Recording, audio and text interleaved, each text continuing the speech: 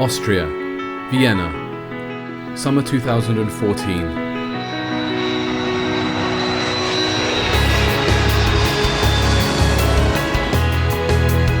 On arrival, she immediately goes to the hospital where her husband is currently being treated. Finally, they meet.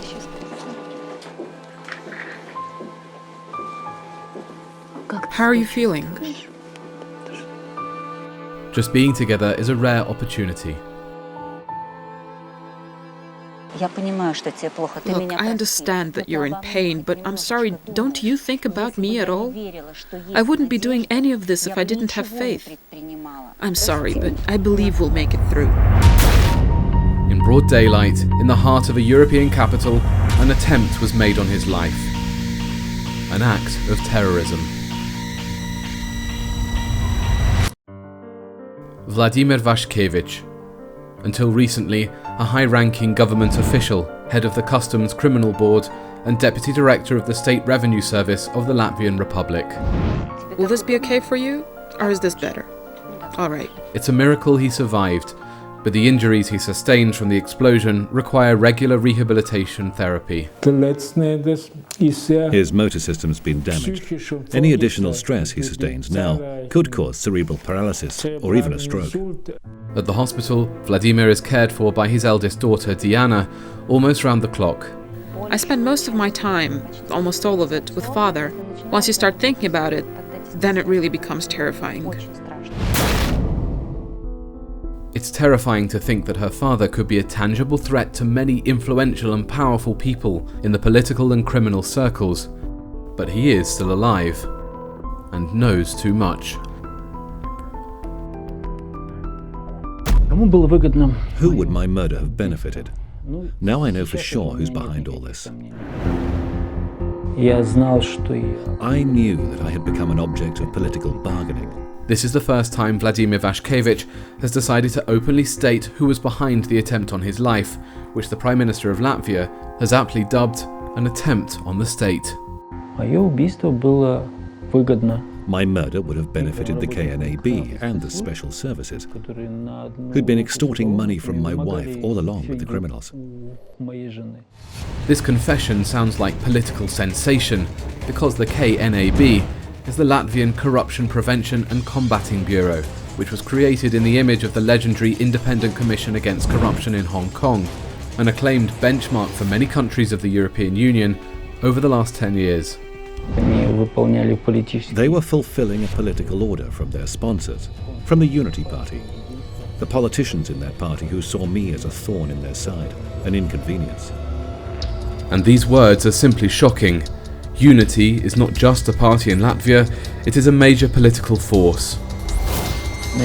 European money has been used to build an entire system to protect the interests of one political force, which is at the same time extorting money, protecting smugglers, laundering money, and the list just goes on. And all this using European money. This, of course, leads us to the main question. What is really hidden behind the facade of a young democracy and small Baltic country that always seemed so peaceful?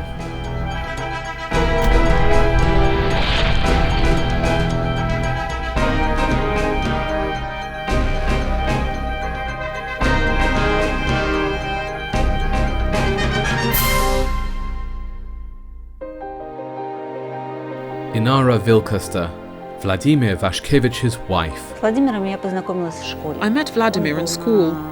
He was 1 year older than me. They got married in the August of '81, and by the April of 1987, they divorced. But the most amazing thing is that exactly 25 years later, they got married again. As the saying goes, every cloud has a silver lining. We understood that we can survive this war only if we stick together. I have to fight. I must fight and win. How can I possibly break when she's given me so much? But back then, at the end of the 80s and at the twilight of the Soviet state, in an age of perestroika, publicity and acceleration, Their family drama, titled The Divorce, was a push to move forward. As Vladimir began his service in the Riga customs, Inara was raising the children while taking her first steps in business. Now, she's one of the most prominent developers in the Baltics. Forbes magazine featured her in the ranks of Latvia's most successful self-made women 3 times. Inara made her fortune by building and selling real estate to the middle classes, bringing in investments from Western Europe. Her name is well known in the professional circles of international developers and architects. I like to work with Inara, I like her drive, I like her strengths, and yes, we're doing other projects. Vilkaste's colleagues and partners all agree. The way this woman does business is the same way she lives her life. Come in. The company's head office is pretty modest. This is my office. A portion of my life takes place within these walls. This is where ideas are born. Inara often organises charity evening events for disabled orphans, but even here she tries to stay away from the cameras and rarely gives interviews. These children can be helped. How can you refuse after looking into their eyes? That's why this is such a lucky break for the lifestyle press. Someone managed to snap a picture of Vilkaste with former American President Bill Clinton at an international conference for the encouraging of global dialogue. But today, her home is filled not with joy, but with tears.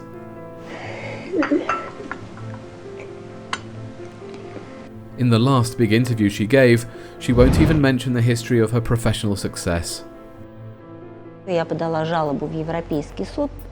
have filed a complaint with the European Court of Human Rights about the harassment, the constant phone tapping, the invasion of privacy, when all human rights that can possibly be violated are violated. A very harsh phrase was said to me. The elections are coming, and if you don't pay up, what I will say will drop the bomb. Which is basically what happened, except that I had no idea what kind of bomb he was talking about. Let's take a moment to look back at that day, May the 21st, 2007. The outdoor surveillance cameras by the Customs Criminal Board office in the capital of Latvia have captured the attempted murder of Inara Vilkaste's husband, Vladimir Vashkevich, by planting a bomb in his car. The bomb was put here, under the rear bumper. I regained consciousness in the reanimation ward, like in a haze. I remember the Prime Minister visiting me at the hospital.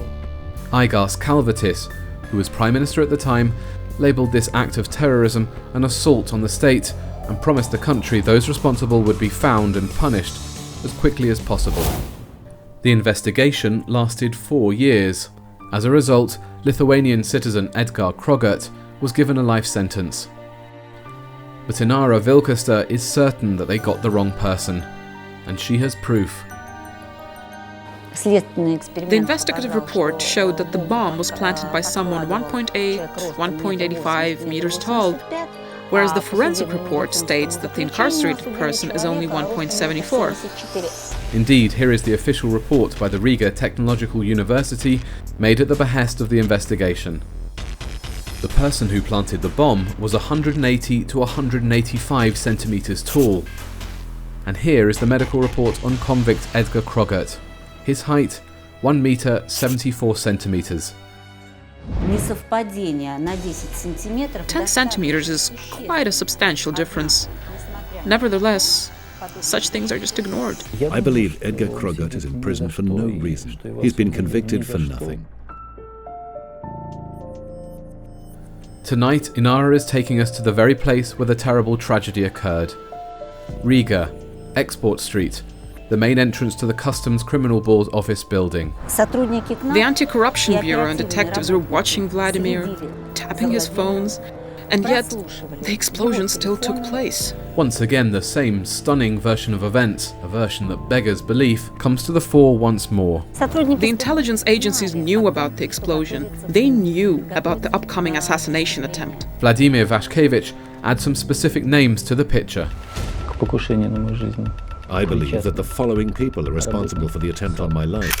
SAB agent Aigars Sparas, KNAB agent Juris Jurash, criminal Raymond Stahlberg, and the former President's Security Service agent Edgar Gulbis. This may seem a paradox, but it's a fact. All these people were initially featured in the Vashkevich assassination attempt criminal case, but sometime later, their testimonies were classified and labelled state secrets for reasons foreign to European law. Latvian journalist and political writer Lato Lapsa tried to find out why. This is a very strange case. The telephone conversation recordings have been destroyed during the criminal investigation. In his book, The Other Kitchen, he has given a detailed account of the dangerous connections between the Latvian intelligence agencies and the criminal underworld. It turned out to be a real detective story about rogue police officers. These people were very interested in explosives and the engineering behind an explosion. In fact, Gulbis was an explosives expert, and he's connected to Stahlberg. If you want my opinion, I believe that these people have a lot more to do with the terrorist act than the scapegoats that had eventually been arrested for it. On the other hand, removing me, killing me, would have given the KNAB and the special services the opportunity to keep successfully backing smuggling flows and laundering money, which is what happened. But let's start from the very beginning. 2001, the beginning of the Latvian customs reform. My job was to set up a customs criminal board, in other words, customs police. Meanwhile, Latvia is shaken by the first prominent contract killing in the country's history. Hitmen target Vyacheslav Listsov, Vladimir Vashkevich's ally and colleague. He was head of the Latgalian regional department of the Latvian State Revenue Service. I had to talk with him before the murder. He told me that he'd uncovered something that looked a lot like smuggling.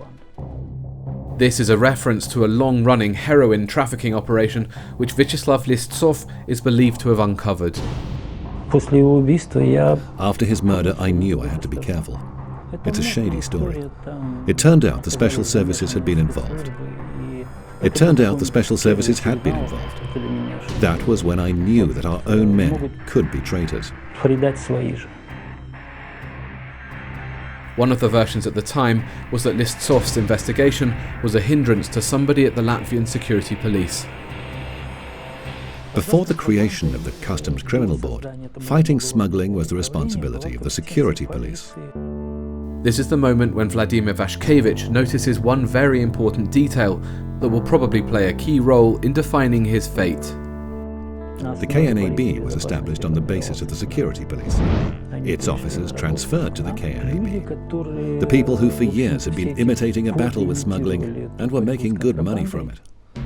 At the end of 2001, Vladimir Vashkevich begins an unprecedented reform to reinforce the state's external borders and economic security. But at the same time, he suddenly finds himself facing a barrage of political changes in his country.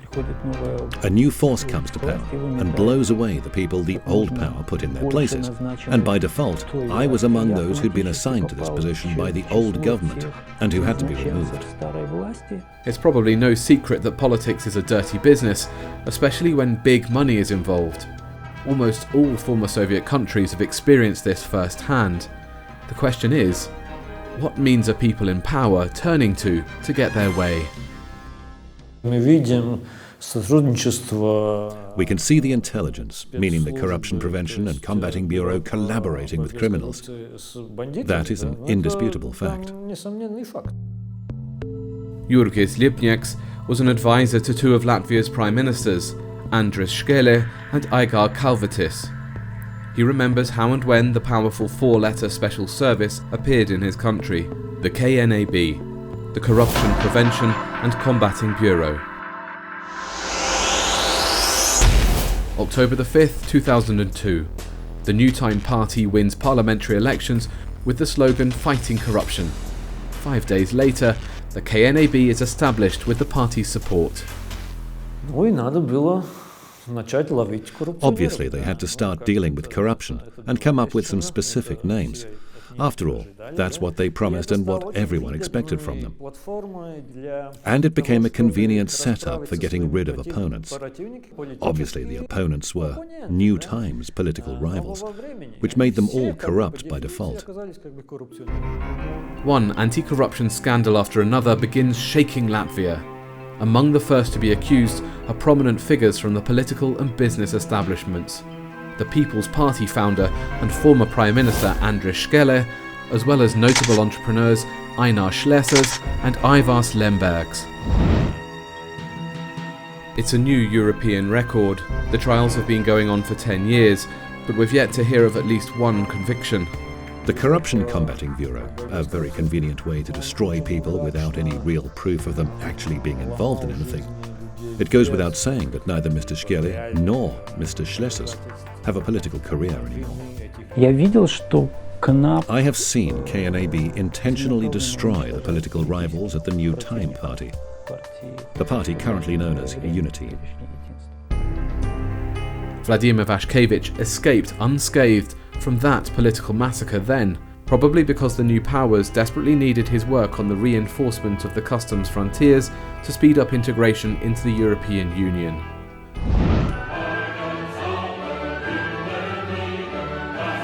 And so, on May the 1st, 2004, the Latvian Republic becomes a fully fledged European Union member state.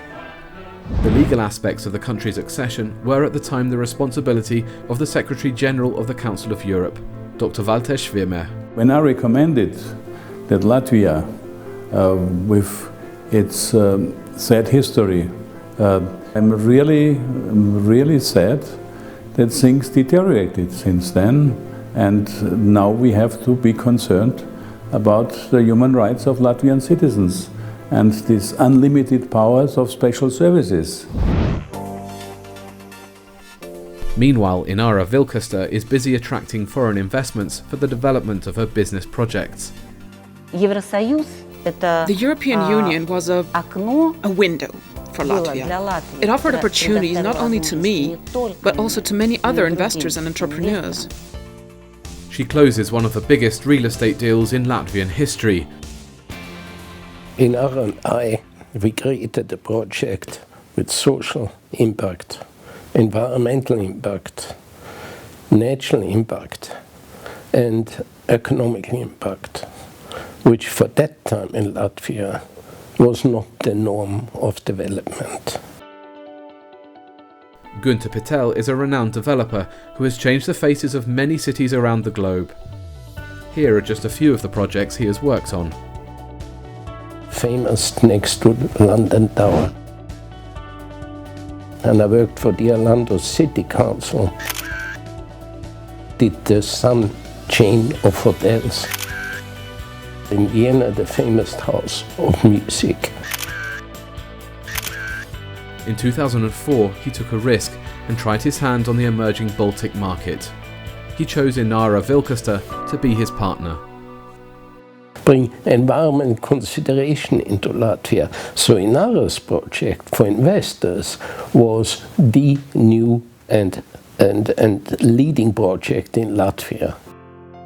As a result, land purchased for what would be considered loose change by today's standards became a project worth an 8-digit sum. I didn't know what it is that she does exactly, but I remember very well how passionate she was about it. Looking back, I'd call it desire. The desire to prove that she's worth something, that she's a person, an individual, a woman. Meanwhile, Vladimir Vashkevich establishes his own law enforcement authority based on the experience of Great Britain, Sweden and Finland, the Customs Criminal Board. The so-called method of analytical investigation is employed in Latvia for the first time to combat smuggling. It's an approach in which a business's activities are centered around risk evaluation and management. There were cases, there were people being detained in collaboration with the police. This is very important. This is Vladimir Vashkevich's former colleague, Aigars Šveicars. Cases such as the detainment of huge shipments of cocaine or contraband cigarettes. It was the day-to-day success of our work. He remembers how a small department consisting of only 28 people headed by Vashkevich, grew to 180 employees. He managed to build a system that can be considered innovative by all European standards.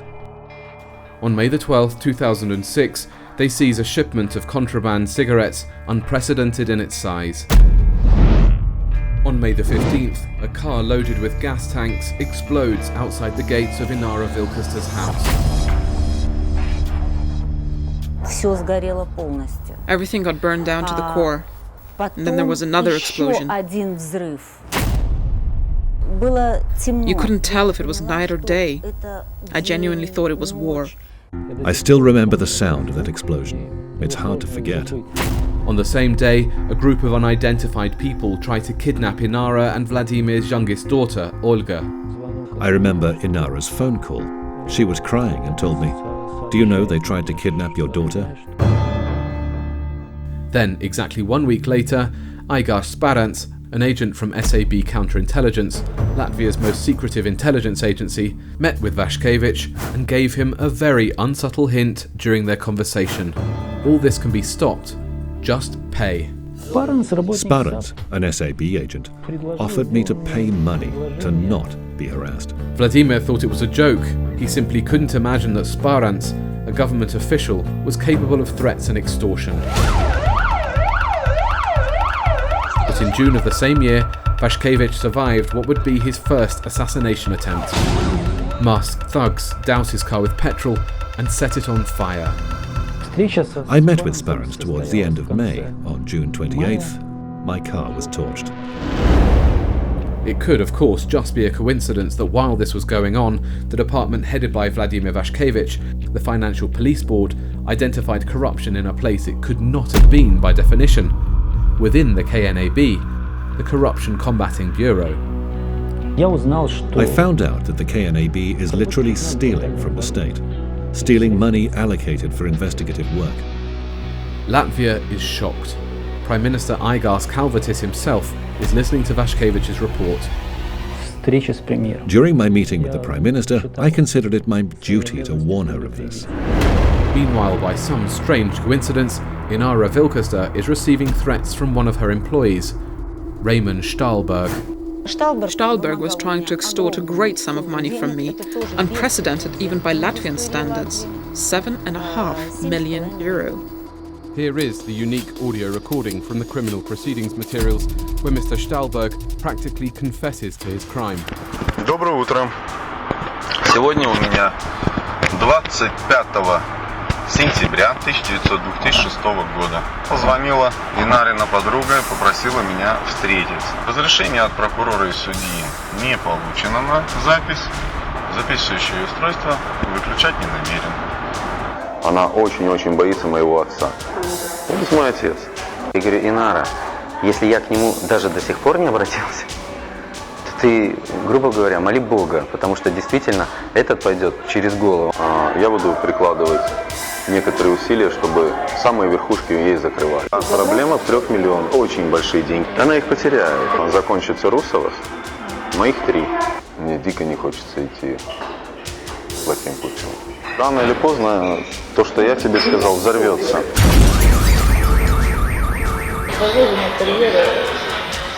Она уже закрыта. Будут снимать. Я не отступлю. Мне никогда больше нету шансов в жизни заработать такие деньги. She said, "Volodya, help me. What should I do?" Being an employee of the law enforcement system, I told her that she should go to the police. There's no negotiating with terrorists. In November 2006, he is arrested, and it turns out that he had already been convicted of the same charge, extortion, before. But here's an interesting fact from the interrogation report. Raymond Stahlberg insists that the KNAB heads be informed of his detention. Normally, interrogation reports state if the detainee wishes to contact his lawyer or for his family to be informed of his predicament. I don't understand. What do the heads of the KNAB have to do with the detainment of a criminal? This implies that they were supposed to somehow get him out of there, protect him, which is exactly what happened afterwards. As a result of the extortion case, Stahlberg was sentenced to 7 years and 6 months in prison, forfeiting his assets. But yet again, for reasons unfathomable to any constitutional state, he was simply released right there and then in the courtroom. However, according to information from open sources, Stahlberg's father, Ulrich Stahlberg, is the owner of a private security and detective agency that, according to the criminal proceedings materials, employed criminal world representatives who participated in setting fire to Vladimir Vashkevich's car. Moreover, many politicians and even special services resorted to this agency. He had probably reached an agreement with the special services who were interested in Vashkevich. And this, in my opinion, what this is all about. They wanted Vashkevich. And I was just a tool to destroy him. New Time members had this notion based on rumors and urban myths that Mr. Vashkevich is an important sponsor of the People's Party, but that wasn't true. In April 2007, the KNAB searched Inara Vilkaste's house for the first time. The house where Vladimir Vashkevich had been living after numerous threats and assassination attempts. The men dressed in black terrified their maid, Nina. My blood pressure shot up to 200. They turned the house upside down. They threw all these boxes down. And didn't find anything. I don't even understand what it is they were trying to find. I gave them everything. I showed them everything. One official charge had, however, been brought. Vladimir Vashkevich keeps too many sports training shoes at home. That shoe story. Wow, they sure got me there. What a blemish on my reputation. What else can I say? But what is most surprising is that the reason for initiating the criminal shoe case was a statement from Raymond Stahlberg. The very same Raymond Stahlberg who attempted to extort millions from Inara Vilkaste. After that search, it became clear to me that the KNAB was working on my case. Perhaps it's simply yet another coincidence that less than a month after the search, something else happens at the entrance to the Customs Criminal Board building in the very heart of the Latvian capital. Vladimir Vashkevich's car explodes. Vladimir's assassination attempt, the explosives in his car, that's only half of the story. At the same time, a campaign to publicly discredit him is unraveling in the media. A full-scale, dark PR assault is launched against Inara and her husband. It was public execution, a lynching, a crucifixion, denigration. They were hoping I would leave. After all, everyone they pressured and persecuted before me had left, but I didn't. At the time, journalist Guy de Mattisoni was the editor of one of Latvia's most popular newspapers. Was Vashkevich blown up to extort Vilkaste's millions? This is an example of a planted article. When the Latvian media was overrun with compromising information in a raging information war, she left the industry. It's a blatant violation of human rights when information obtained through intel on the job during an investigation suddenly appears in the media and becomes public. The Latvian press alone published over 3,000 planted articles about Vladimir Vashkevich's family between 2007 and 2012. They went after Inara and started fabricating a case against her, then another, and then another, and another. Meanwhile, Inara Vilkaste becomes a defendant in over 150 criminal and civil cases. One of the most absurd cases is the one where I was accused of stealing a mobile phone. Why would I steal a mobile phone? I'm not a kleptomaniac. I have my own phones. I mean, it's not just ridiculous. I can't even grasp this. And all these criminal and civil cases, it's just like Kafka's The Trial.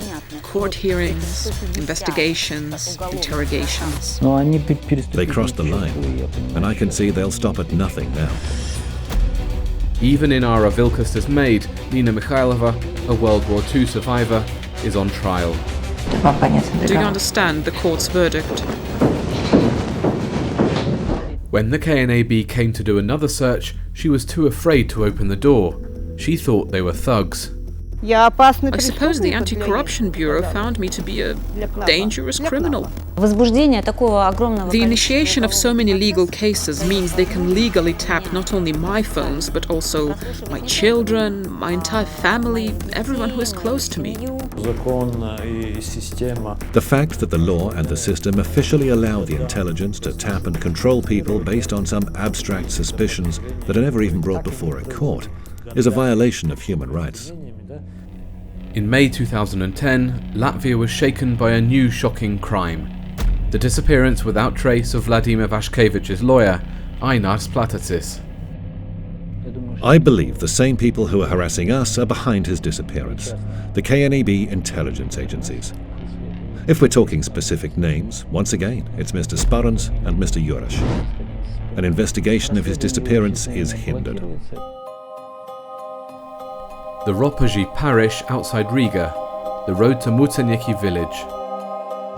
If a person has been kidnapped, if he's nowhere to be found and there's no body, it means he's got to be somewhere. Here, on the outskirts of the forest, the police will find the missing lawyer's car. His jacket and his bag were over here, in the back, like this, and the car was open. Juris is Inara Vilkaste's brother. My common sense tells me that my brother is dead, but we still need to find him, at least so our father and mother and myself could remember him. Vladimir Vashkevich has a theory about this crime. There is a certain circumstance. Before he disappeared, I gave him copies of the papers showing Yuta Strikya's, the deputy head of KNAB, involvement in a car accident that was eventually blamed on another person. Yuta Strika. According to the Latvian media, her real name is Anna Potapova. For 11 years she had occupied the position of KNAB deputy head, and it's said that she ran the anti-corruption bureau almost single-handedly. The KNAB boys were out partying. They lost control of the car.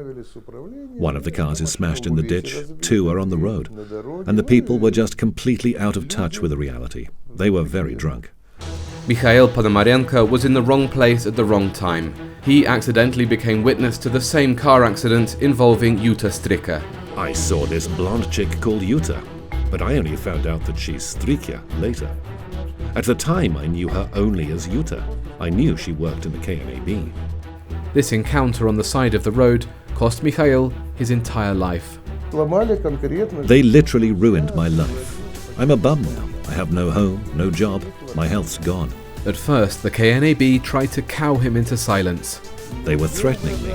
They told me my children will have problems. I asked them, what do my children have to do with this? Have you no shame? And then he was simply arrested and put in jail. Mikhail was accused of trying to pressure the investigating authorities. They made it very clear. All right, buddy, you want to go to the slammer? We'll take you to the slammer. We'll find what to put you in for. We'll come up with something. As a result, Mikhail lost his health, his business, and his reputation, all because he accidentally found himself in the path of a dangerous blonde.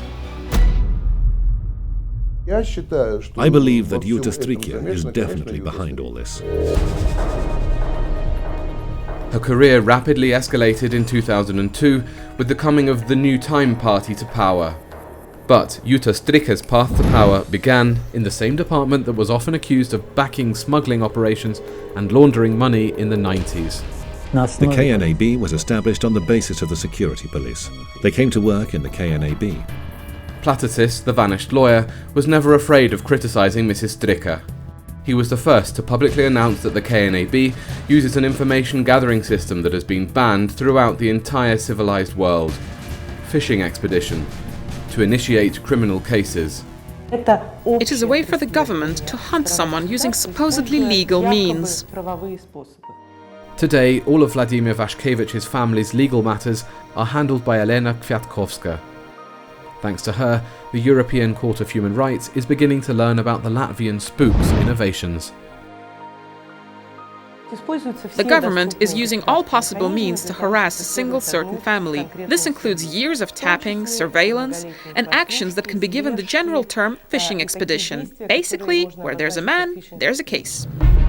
The events of the past few years seem like some sort of action-packed political crime thriller movie. In 2010, the New Time party changes its name to Unity and emerges victorious from the parliamentary elections.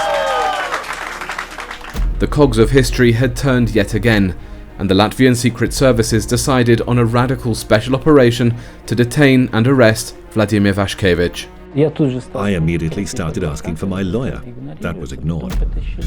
They then dragged me into a bus and once in the bus, started purposefully beating me. My head, my stomach, my neck.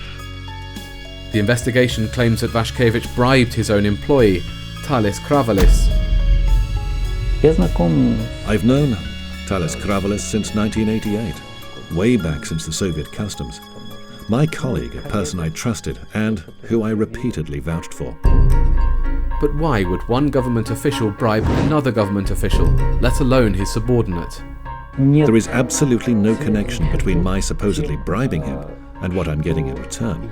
That's what makes this accusation such a special snowflake. Talis Kravalis, however, obviously got what he wanted. Soon he'll be promoted to the rank of general and given a new position, a position that used to belong to Vashkevich.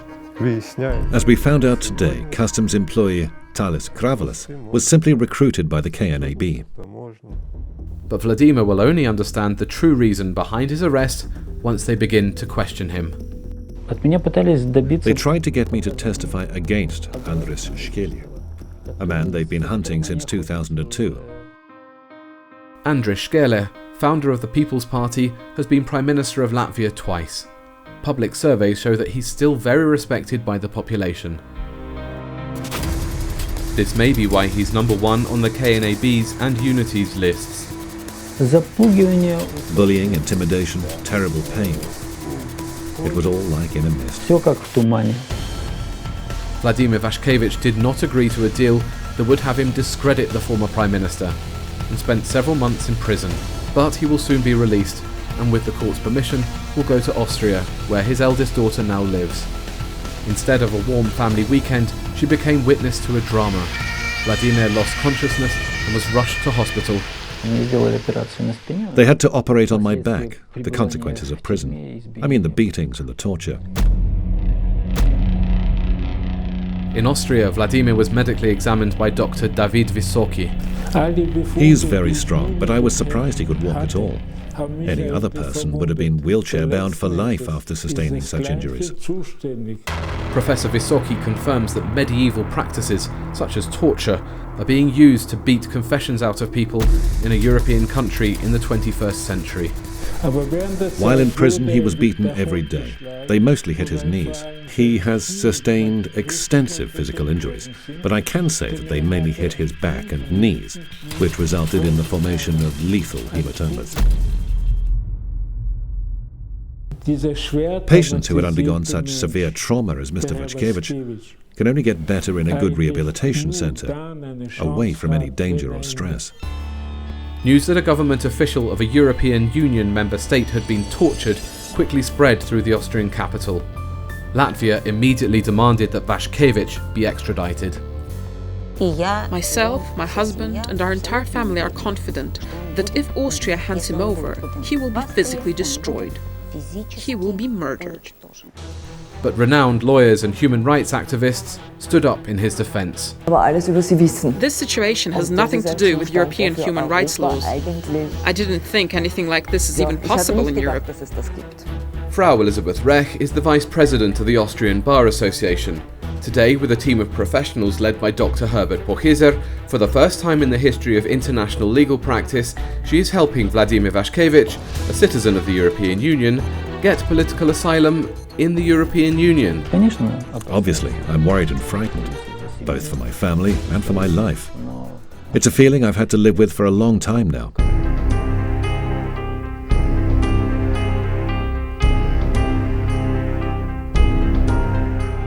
Inara Vilkaste's life is now centered around this diagram with a simple and terrifying name: the timeline of my family's persecution by the government.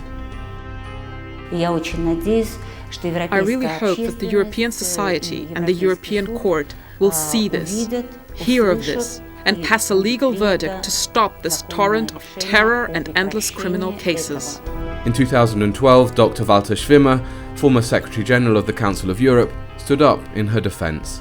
Politicians and agents of so-called special services, which are in Latvia beyond any control and obviously with unlimited powers. In the Austrian capital, he created a public committee. justice for Inara. Because I think the public has a right to be informed when things like that happen in a European country. We believe that democracy does exist and that the European Union will study the situation from all angles. Inara Vilkaste will remain in Latvia, although she could have sold her business and transferred her assets a long time ago. I am staying here to fight and protect not only my family, but also any other Latvian citizen. My story is not unique. And if the public learns about my story, about Vladimir's story, about this appalling persecution, about the threats, I'm certain that the other citizens of Latvia will find ways to protect themselves as well. Today, she is a frequent guest at European human rights forums. My husband Vladimir's life, my children's lives, have been turned into hell. In the autumn of 2014, she received the Person of the Year award in Poland, Latvia's neighbour state. I want to thank you. I want to share this award with my family and my children. They have walked a hard road with me, and they're still walking it.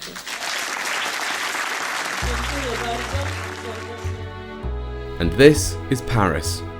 The renowned Sorbonne, Master of European Law Christina Kruger, is giving a lecture on the appalling Vilkaste Vashkevich case. It appears that within larger Europe, as it arose from the fall of the Iron Curtain, the actual situation with respect to human rights, and in the cases of Inara Vilkaste and Vladimir Vashkevich, the above principles have not been respected by the Latvian authorities.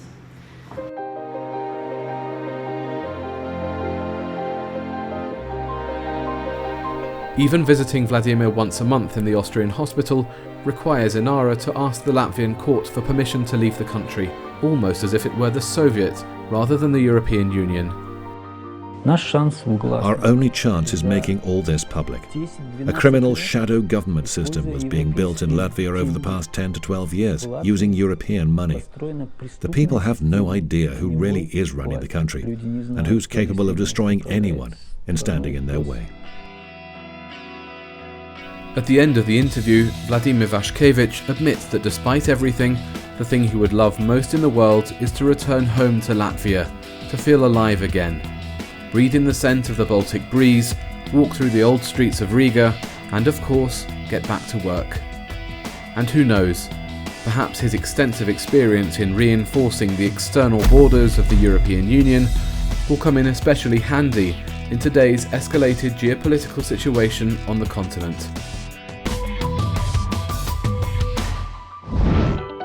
But this story is, first and foremost, a strikingly vivid demonstration that peaceful European life and well-being is threatened not so much by the enemies on the outside, but by those within.